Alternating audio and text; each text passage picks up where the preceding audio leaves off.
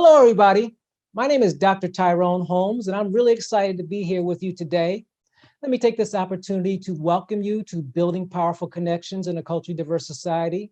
And I also want to thank you for the gift of your presence and participation today. Now, we have quite a bit to cover, and I want to jump in and get started by talking about what I hope to accomplish over the next 40 minutes or so. And the way I like to articulate this is that if all goes according to plan, and I do a good job as a facilitator, there are three things that I want you to take from today's experience. And the first, very simply, is I want you to have a better understanding of the concept of noise. Now, as you're going to come to see very, very shortly, noise is anything that interferes with the accurate transmission of a message between a sender and a receiver. And we're going to talk about four very specific types of noise. We're going to talk about internal, external, emotional, and cultural noise. So that's the first thing I want you to walk away with, is an understanding of noise and how it can negatively impact your interactions on a day-to-day basis. Second thing I want you to understand is what I call the L.U.C.A.S approach. And as you're going to see, the L.U.C.A.S approach is an empathy-based communication model that I developed about 15 years ago. And it's very specifically designed to help us improve our ability to communicate effectively with people who are both culturally similar, as well as those who are culturally different. And each of those steps has specific tools, tips, and techniques that we can utilize to communicate more effectively across cultural differences. And that's the third thing that I want you to take from this experience. I want you to be able to apply very specific skills, tools, techniques, and resources that you can utilize to communicate effectively, to powerfully connect with a diverse group of people, and to really build more powerful connections in your day-to-day interactions. I always ask two things of people as we go through this content to make sure it is as enriching experience as it can be. The first thing I'm going to ask of you is simply to participate. Well, there are two things you can do to actually participate and engage in the content more closely. And the first, very simply, is that you should have received a handout, and I hope you had a chance to make a copy of that handout. One of the things that I think you will find very valuable when it comes to that handout is that you have an opportunity to take notes in a very, very efficient way utilizing that handout. So if you look at the handout, you see that there's a lot of stuff written on it, but you also see a lot of blank spaces, and you see blanks where there might be a word or two or three that you can fill in as we go along. And one of the things that I think you'll find useful in terms of following the content and really being able to engage in this process more effectively is to just jot some notes down as we go through that content. And I'll lead you as we go through it, and I'll let you know where we're at in terms of the handout relative to the PowerPoint that you're actually looking at. If you did not have a chance to make a copy of the handout, that's okay. Don't worry about it. I will let you know some information in terms of where you can get access to the answer key, if you will, so that you can actually make sure that you have this information. So don't worry about it if you don't have it. But if you do have that and you did make a copy of it, I think you'll find it useful jotting some notes down as we go through the content. The second thing I'm going to ask of you, one is participate. The second thing I'm going to ask is to simply think. I'm going to challenge you and invite you to think about one thing that you can take from your experience today that will be valuable to you. Think about one thing that is valuable, that is feasible, that is reasonable, that you can commit to do as a result of today's session that's going to make you more effective at communicating with people who are both culturally similar as well as those who are culturally different. And I mentioned earlier that one of the primary things that I want you to take from this experience is I want you to have a better understanding of my L.U.C.A.S approach. Now, the L.U.C.A.S approach is simply an acronym. L.U.C.A.S stands for listen first, understand your communication partner, communicate your understanding, articulate your message and check for understanding, and then lastly, if anything goes wrong, to solve problems. But what I want you to understand first and foremost is that the L.U.C.A.S approach is what I call an empathy-based communication process or an empathy-based communication model. It's designed on the idea is that we can engage each other, and I'm talking about people who are culturally similar as well as those who are culturally different, most effectively if we start by listening and seeking understanding. So with that in mind, we're going to focus on that first step, that first stage of listening first. And as I said, there are two elements we're going to focus on. The first is noise, and the second is the solar technique. Now, if you turn to the top of the second page, you'll see on your handout that you'll see the four types of noise listed there. You're also going to see the solar technique, and we'll get into exactly what the solar technique is in a few minutes. But I want to begin our discussion as it relates to some of the issues around communication, around cross-cultural communication, and really around all types of communication that we have to deal with, and how they manifest themselves in this thing that we call noise. And by definition, I said a few minutes ago, noise is anything that interferes with the accurate transmission of a message between a sender and a receiver. More broadly, noise is anything that prevents us from building powerful relationships and building powerful connections. And a simple example I like to use, if myself and my friend Melinda are having a conversation, there are some things that Melinda wants to say to me and she wants to make sure I understand. And there's some things that I want to say to Melinda and I want to make sure she understands. And noise is anything that interferes with the accurate transmission of those messages. And there are 4 types of noise. There's internal noise, external noise, emotional noise, and cultural noise. Internal noise is noise that emanates from within us. And the best example I think I can give you, and I believe most people can relate to this, is having something on your mind. And we've all dealt with this. We've all had a situation or circumstance in which we had something significant on our mind. And that's okay, but it's something that might be troubling to us. It's something that might be causing anxiety for us. And it's something that we know we have to take care of. But one of the ways that this becomes noise in terms of the communication process is if you're in that circumstance where you have this thing at the back of your mind that you know you have to deal with, but then you have to interact with somebody, and what you're going to interact with them about has nothing to do with what's on your mind. It has nothing to do with what's troubling you or with what's creating anxiety for you. That's a great example of internal noise, because in that scenario, you're going to have a lot of difficulty listening to a person, genuinely understanding where they're coming from, and really being able to engage that individual effectively. That's internal noise. External noise is noise that emanates from outside of us. And the simplest example I can give you is loud noises. Now, as a professional speaker and a facilitator and a coach and a consultant, I have literally facilitated in the thousands of workshops and training programs and virtual sessions and things of that nature. And I've probably had, fortunately not too many, but 3 or 4 or 5 times where I had to deal with construction noise, where wherever we were, whatever it was, whether it was an auditorium or whether it was a classroom, whatever the setting was, we could actually hear the jackhammers going outside. That's a classic example of external noise, because in that circumstance, it made it really hard for me to be able to articulate my message and for people who are a part of that session to listen and to understand and really get a sense of where I'm coming from. External noise. Emotional noise is a specific type of internal noise, and it's a unique type. And what's unique about emotional noise is that it has a significant impact on our emotions. It's our emotions that are getting in the way of our ability to communicate and to connect and to effectively transfer our messages. And I'm going to give you 2 examples that I'm almost certain that everyone can relate to. And the first is, and I'll even frame this as a question. Have you ever had a conversation with someone that you absolutely, positively, unequivocally could not stand? I'm guessing you're all thinking right now, yep, had one of those the other day. And the reality is that that's a good example of emotional noise, because in that situation, in that circumstance, you're going to have a significant amount of difficulty engaging that person. You're going to have trouble listening to them. You're going to have trouble trying to understand them. You're going to have trouble really articulating your message to them. You're going to have trouble probably even being in the room with them simply because of how you feel about that individual. Emotional noise. Let me give you another example. Have you ever had a conversation with a person that you get along with fine? You probably may be friends or good colleagues. They're not the problem, but it was on a topic that made you feel uncomfortable. Another example of emotional noise. Because in that circumstance, the emotion doesn't emanate from the individual. You feel fine about the individual. That's not where the stress or the tension or the anxiety is coming from. The problem is the topic. The topic makes you feel uncomfortable, and therefore it makes it more difficult, once again, to have a conversation, to engage that person, to truly try to understand, and then ultimately articulate your message. The last type of noise is what we call cultural noise, and cultural noise is a little different. Cultural noise is noise that emanates from our differences. And the thing that I want you to understand is that we can be different in a lot of different ways.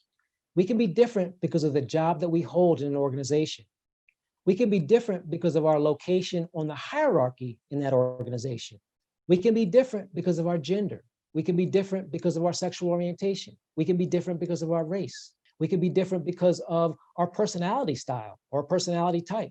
We can be different because of our communication style. We can be different because of our work style preferences.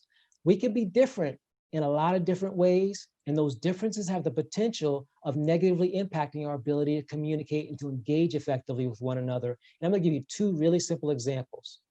Have you ever had a conversation with a person that had a different primary language than yours? So for example, you may have spoken English as your primary language, and perhaps they spoke English, but maybe it was their secondary language. Maybe Spanish was their primary language, whereas English was your primary language.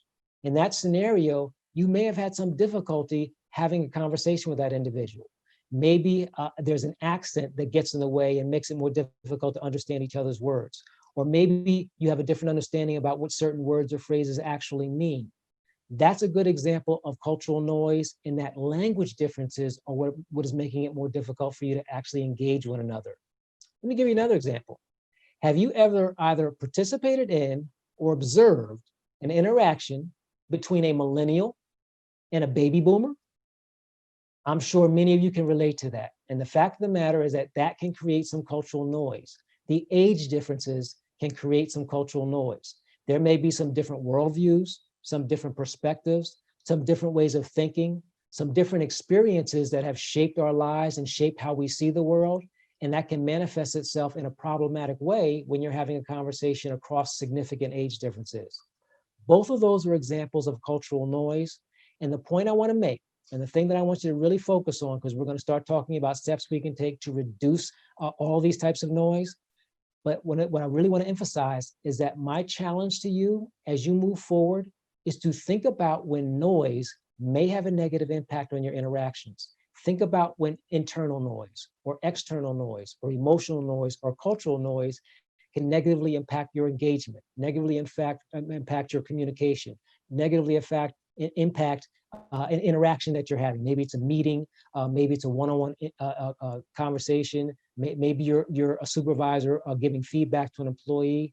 Whatever it is, those are all examples of times when noise can interfere with our ability to communicate, to connect, and really effectively transmit our messages. And so what we're going to do is, for the rest of our time, we're going to talk about how we can reduce internal, external, emotional, and cultural noise. And we're going to start with one of my favorite techniques, known as the SOLAR technique. Now, again, on the top of page 2 of your handout, you can see where there's a SOLAR acronym is there, and you can jot down what each of those letters mean. And SOLAR is an acronym, and it simply stands for, or the S stands for square, the O is open, the L is lean, the E is eye contact, and the R is relaxed. One of the things I want to emphasize is that SOLAR is a nonverbal communication technique. We're going to get into some verbal communication tools, but I always like to start with what we refer to as kinesics, how we manage things like our body position and our nonverbal behaviors. And that's what the SOLAR technique is about. It's recognizing that nonverbal behaviors have a tremendous impact on our ability to communicate and engage other individuals. And so let's start with the S of square. You'll notice in this picture a young man and young woman standing facing each other. These two individuals are actually square to one another. And which makes them square to one another is that their shoulders are parallel to each other as they're facing each other. And it's probably pretty straightforward why there is value in standing like this or sitting like this when you're having a conversation. You can make better eye contact. You can actually see nonverbal behaviors more effectively. You can typically connect with a person more effectively when you are sitting or standing with your shoulders square to the person that you're engaging. Now, this is what I want you to understand. This is not how human beings interact the vast majority of the time. If you take a look at the two pictures here on the left, are two friends just probably in a cafe somewhere, having a cup of coffee, talking about whatever they're talking about. And you can see that they're basically sitting shoulder to shoulder. They have rotated their bodies slightly to face each other a little bit more. They've rotated their heads to face each other a little bit more. And that probably will work fine for them because they look like they're friends just out having a cup of coffee and talking about friend stuff. If you take a look to the right, that's obviously a more business setting. And you can see a very similar circumstance in which people are standing and they're shoulder to shoulder and they've rotated their heads so that they can make eye contact as they're having a conversation. But once again, this is an example of how people more likely are going to engage each other on a day-to-day basis. Now, I want to be really clear about this. I am not suggesting by any stretch of the imagination that you need to stand or sit square every single time you have an interaction. In fact, I'm going to strongly suggest you don't do that because people will think you're strange. What I am suggesting, though, is that in circumstances in which the potential for noise is high, sitting or standing with your shoulders more square to the person that you're engaging is one of the ways you can begin to reduce some of those different types of noise. Now, clearly that wasn't necessary in this circumstance because we had friends on the one hand, on the left-hand side, and colleagues that look like they're comfortable with each other and probably know each other reasonably well on the right-hand side. There it wouldn't have been necessary. But in certain circumstances, it can be very, very helpful to really get the full measure of a person, really give them your full attention, really demonstrate that you're giving them your full attention and connect with them more effectively. And again, you would do that when the potential for noise is high. Next, we have open. And I want to create a little scenario for you here. I want you to take a look at this gentleman, and I want you to imagine that this person is your boss. This is your manager, and you need to talk to your manager about a difficult circumstance you are currently having. And you've contacted your manager, we'll call him Bob. You've contacted Bob, and you said to Bob, can I come to your office and talk about this issue that I'm dealing with? And Bob said, sure, come on in. And you get to the office and you see Bob sitting like this. My question to you is, what does his body position say to you about the extent to which he's interested in what you have to say? Now, my guess is you're probably saying, he's really not connecting with me right now. I'm not really feeling like this is a person, Bob, that I really want to have a conversation about something that is of significant importance to me.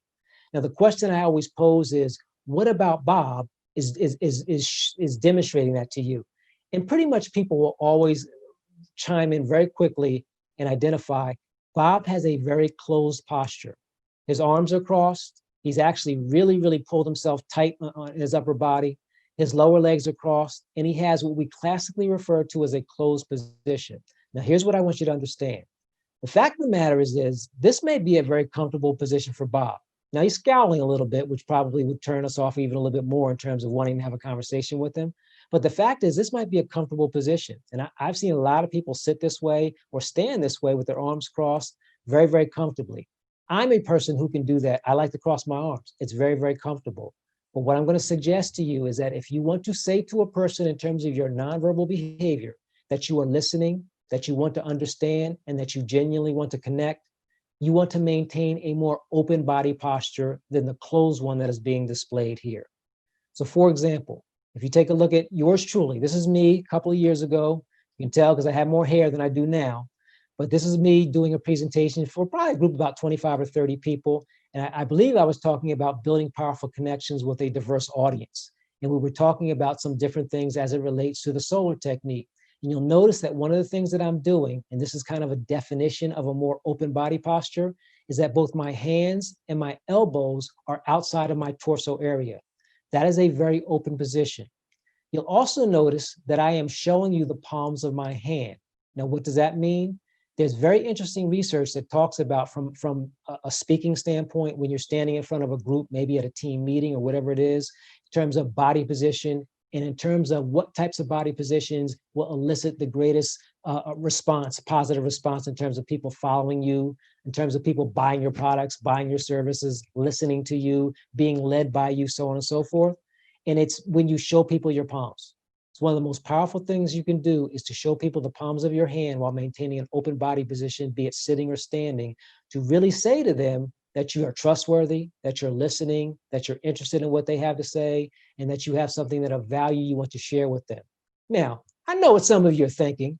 You can do all of that and have none of that be true. And that is actually the case.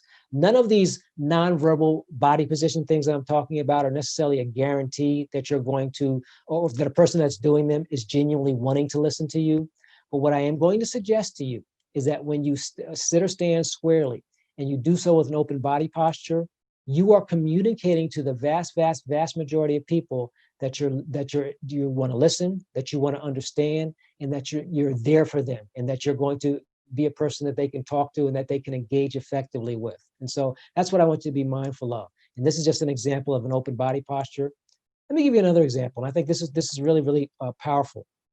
If you take a look at these two individuals, man on the left, woman on the right, they are demonstrating some good examples of an open body posture on two different levels.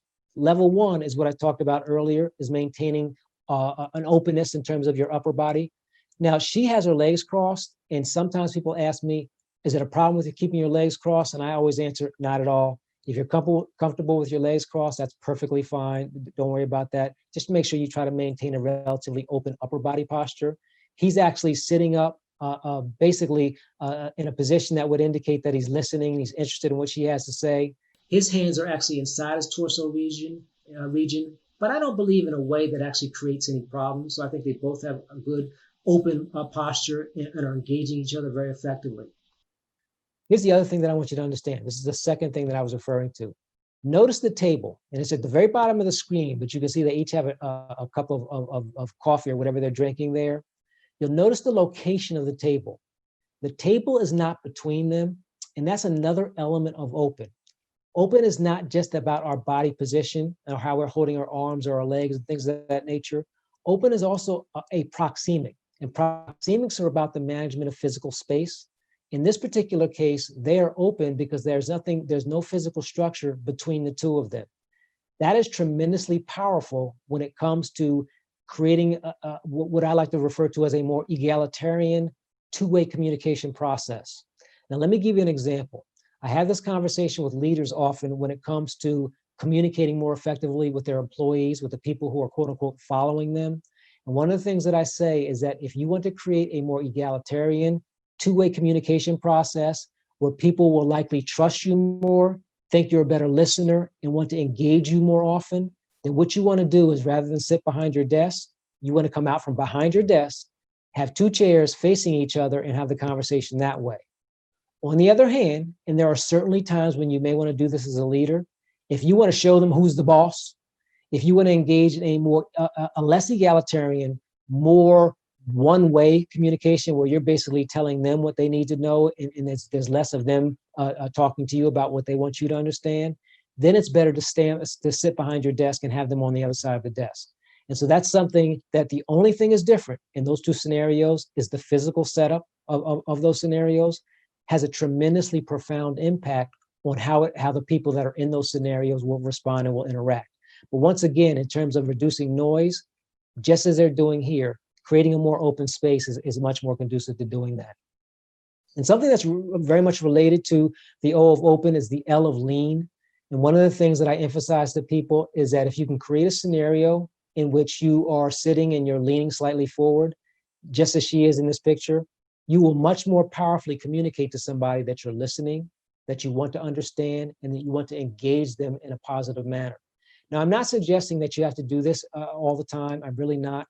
The fact of the matter is it's perfectly valid if you sit back a little bit, and you'll notice in the previous picture, in fact, I'll go back to that one. She's sitting back, he's sitting straight up. He's not sitting back, he's not sitting forward, he's sitting straight up. Those are perfectly fine. And as I said, when it comes to square, I am not by any stretch of the imagination suggesting that every single time you have a conversation with another human being, you need to sit or stand squarely, maintain a perfectly open body posture, and lean forward. I'm not suggesting that at all. What I am suggesting is that these are very simple nonverbal communication techniques that you can utilize to engage people more effectively when there is a potential for noise, be it internal, external, emotional, or cultural. Okay, the E is eye contact. And this is the point I always want to make about eye contact. I am not going to suggest to you that there is any particular level of eye contact that's good or bad. What I am going to suggest to you is that there is a strong cultural element when it comes to eye contact. In US business culture, we are pretty pro direct eye contact, consistent direct eye contact. That's kind of the norm. That's kind of the expectation. And I want to make this point. There's absolutely positively nothing wrong with that. That's perfectly fine. What I am suggesting to you is that, culturally speaking, not all cultures are into direct, consistent eye contact. For example, many traditional Latino cultures, many traditional Asian cultures are really, it's the exact opposite. Direct eye contact can, in some circumstances, be seen as being taboo. So for instance, in those cultures, if you are engaging a person that would be considered your supervisor, in other words, somebody above you, it would be seen as disrespectful to maintain direct eye contact. And so the only point that I want to make as it relates to eye contact is to not read anything into people's tendency or lack of a tendency to make direct and consistent eye contact. I actually was an HR manager, and this is probably close to 30 years ago. It's something like 28 years ago when I was an HR manager. And I'll never forget, we had an administration manager in the company that I worked for who had this mindset. When it came to interviewing someone for the job, he said that I want to go out there, I'm going to get them, I'm going to put my hand out, I expect a firm handshake, and I expect them to look me directly in the eye. And if they don't, I'm going to dismiss them. I'm not even interested in considering them. And we had some very interesting conversations about how, from a cultural standpoint, that was a very inappropriate thing to do. Now, this was a while ago. I'm hoping that many fewer people would have the tendency to do that these days, but it still happens. There's still that expectation, and you'll still hear from time to time individuals who comment on a person's lack of eye contact and what we should read into that. And I'm going to suggest to you that you don't want to read anything into that other than it's a cultural difference. All right. Lastly, we have relaxed. And I'm going to suggest to you that the R of relaxed, I might argue, is the single most important one of these. And the reason I say that is because if you can create situations and circumstances in which you engage people in a relatively relaxed state, guess what you've eliminated? You've certainly eliminated emotional noise. Now, that doesn't mean you've eliminated all types of noise, but I am going to suggest to you that you will engage people more successfully, more effectively, and with lower levels of noise if you can figure out ways to create relatively relaxed circumstances to have your interactions.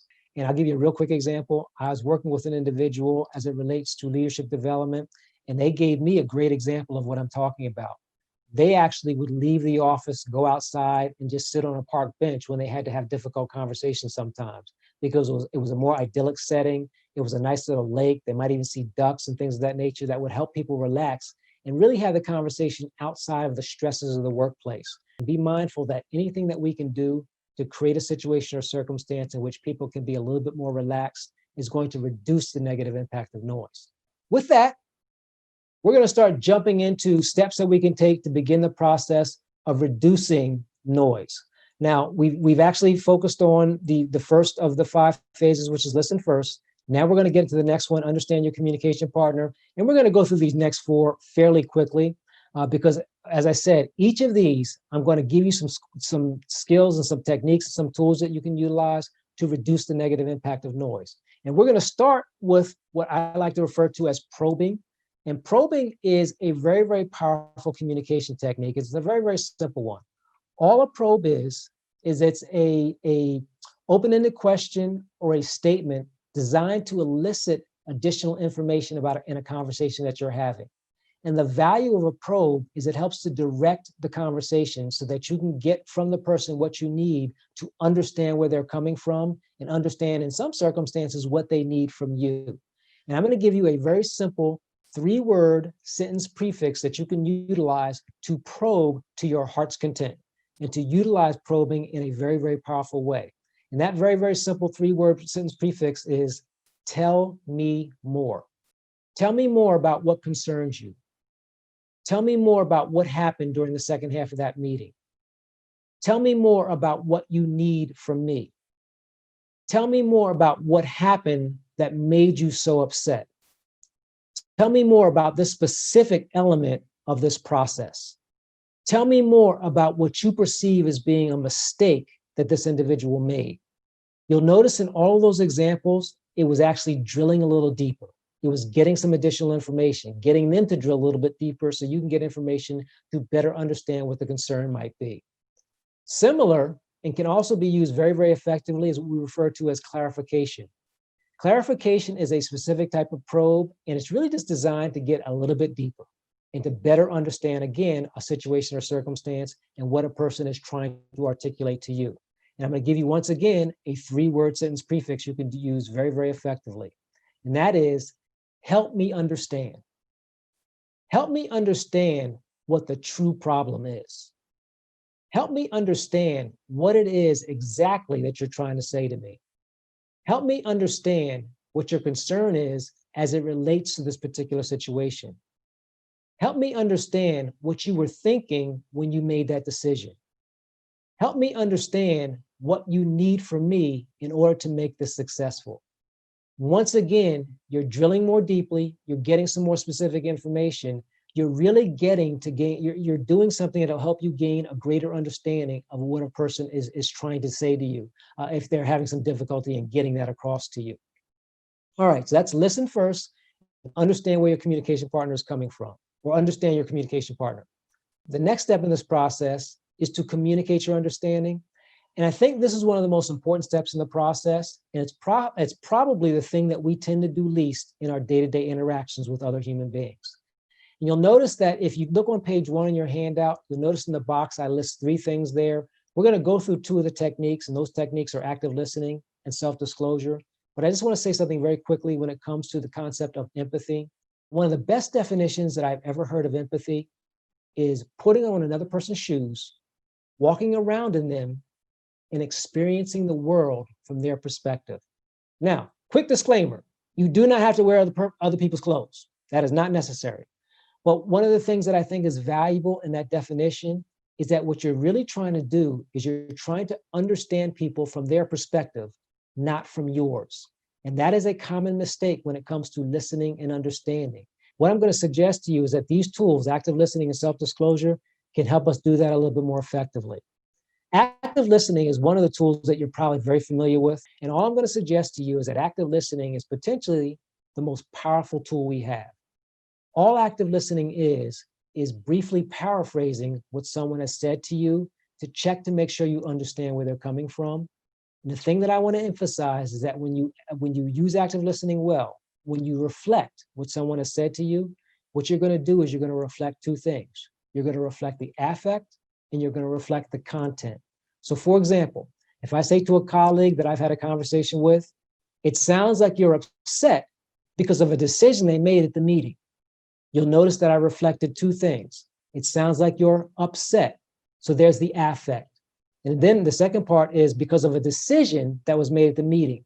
That's the content. That's why they're upset.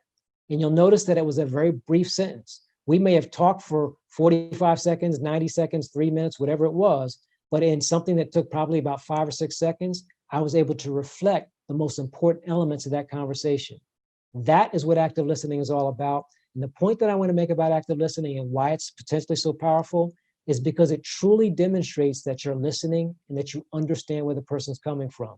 It truly demonstrates that you have an understanding of what they have said to you, or, and this is okay too, that you didn't quite understand it. Because I might have said, sounds like you're upset because of the decision that was made at the meeting. And they might say, well, I'm upset, but it really wasn't because of the decision. And then they can correct me. They can explain what actually has them upset. And now I have a deeper and a greater understanding of where they're coming from. Very, very powerful tool. This is not something most people do most of the time. So if you do it sometimes, guess what?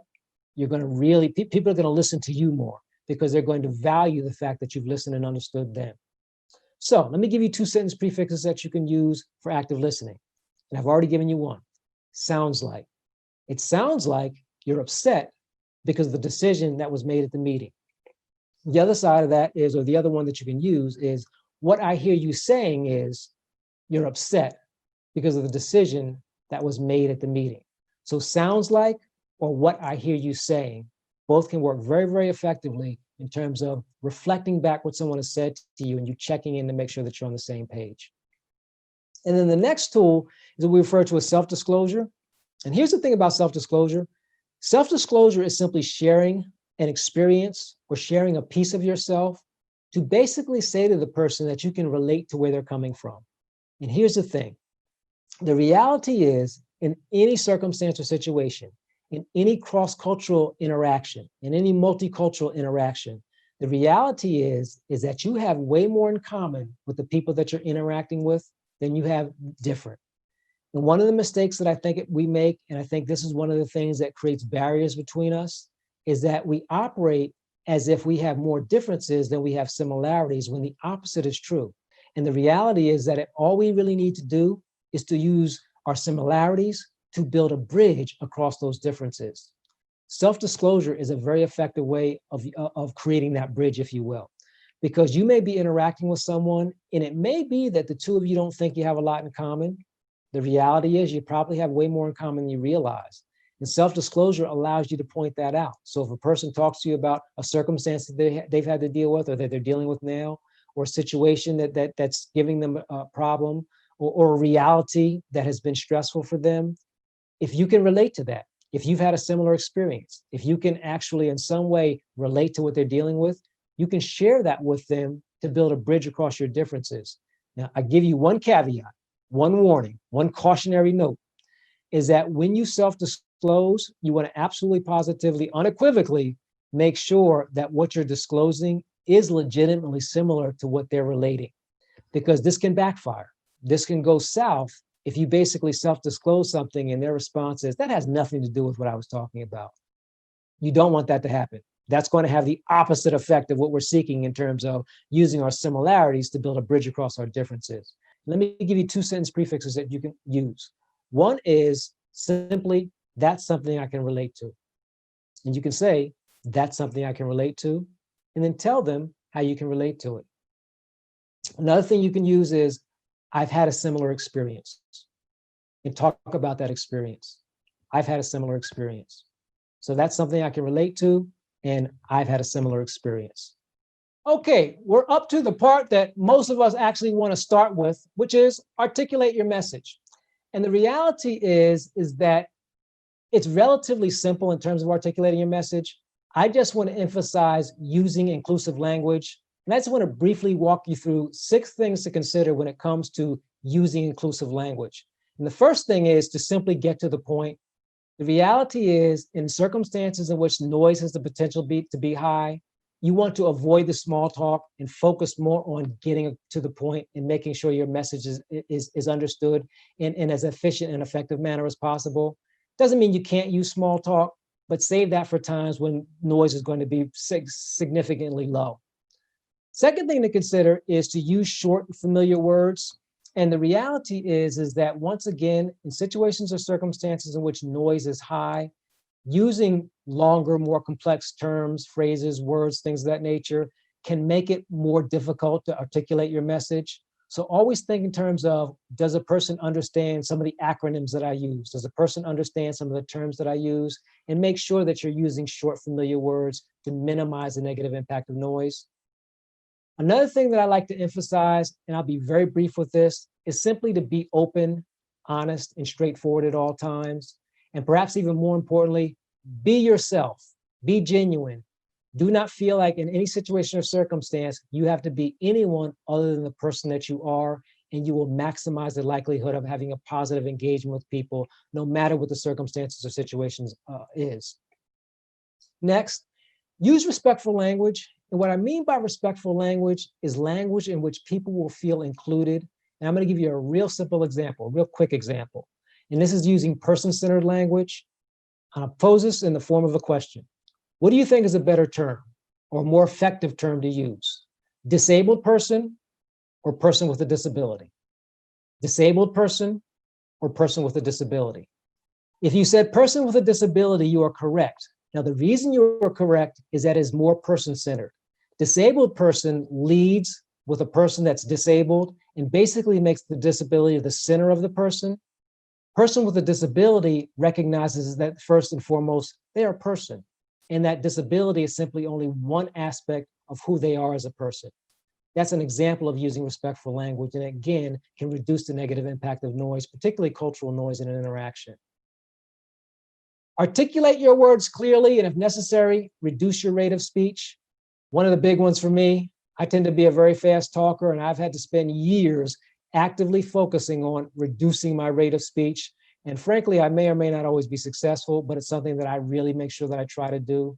And of course, for obvious reasons, you want to make sure that you articulate, that you enunciate your words as clearly as possible, and tie that into what I said earlier about using short, concise, and words that people will understand. And you'll be good in terms of using inclusive language and articulating yourself effectively.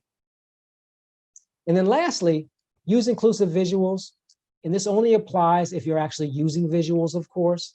But a mistake I see people make is where they lack diversity or lack inclusivity when it comes to using or lack inclusion when it comes to visuals.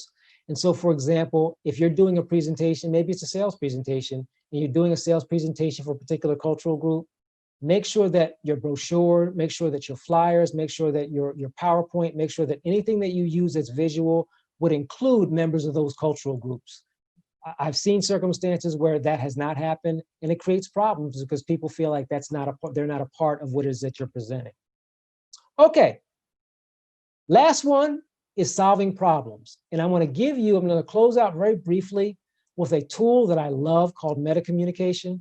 And metacommunication is simply communication about communication. And I'm going to give you, excuse me, I'm going to give you 3 questions that you can utilize in order to utilize metacommunication more effectively, but more importantly, reduce the likelihood of problems will occur in terms of your interactions on a team or within a work group or however it may manifest itself. And here are the 3 questions. Let's say, for example, you're a leader of a team, or you're a leader of a work group, whatever it may be. One of the things that you can ask as it relates not to the project itself or not to the work itself, but how well you're communicating within that team or within that work group, is how do you feel about the quality of our communication? Because what you're doing there is you're checking in on how effectively you're engaging one another. Another question you can ask is, are we accomplishing what we need to accomplish? Are we accomplishing what we need to accomplish? And once again, you're not necessarily focusing on the work itself, but you're focusing on how well you're working together to achieve that. And then lastly, you can ask, do we need to change anything about the way we interact? And again, this is focused not on the content of the work, but on how you're engaging each other to get that work done. Do we need to change anything about the way we interact? That's metacommunication. It's a really, really powerful tool and one that I really recommend. So with that, thank you very much. I appreciate your time and participation in this process, and I wish you all the best in utilizing this information. And don't forget, what's your one thing? What's the one thing that you're going to do that's going to allow you to communicate more effectively with people who are both culturally similar as well as those who are culturally different? And I wish you all the best.